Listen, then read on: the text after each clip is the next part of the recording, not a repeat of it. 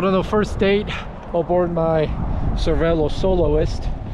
Of course, picked a day where it's nasty windy out here, and the wheel that I have on my Cervelo right now is the Ep.33, industry's worst crosswind protection wheel. So it is doing its best job to actually kill me right now.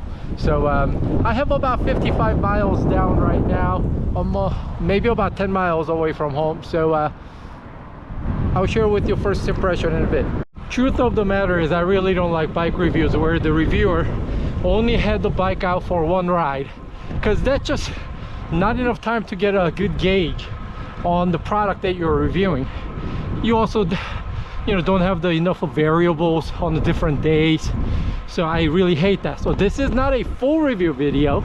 I'm only sharing with you my first impression on my first date with Cervelo Soloist. And it's a hella windy day nonetheless. So they positioned this bike, the frame set, as a marriage between R5 and S5. So sitting right in between super aero and super light climbing. So when I looked at this thing, my thoughts were, is this bike going to be a happy medium between the two, or is it going to sit in the middle uncomfortably where it doesn't do either thing very well? Of course, one needs to be very careful that the shiny new object syndrome. So when you have a new bike and you just think everything is great because all the components are new, everything is going to roll very smoothly. So set aside the reality distortion field that is created by a brand new bike. I've ridden enough bikes to be able to tell you this bike, first impression, right now I have about 64.05 miles on there, maybe another mile to go home. My first impression, very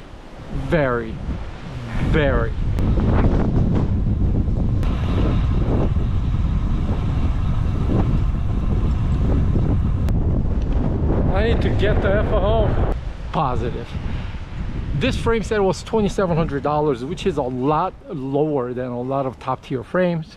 My bike right now with the Ultegra Ti2 comes in at about hair over 18 pounds with the pedals and bottle cages and out front mount.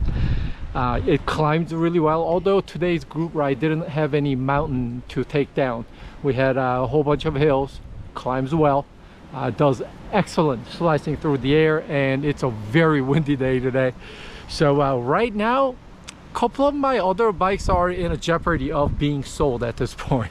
So this is my first impression, and a full comprehensive review will follow later on down the road when I have a bunch of more miles on this bike.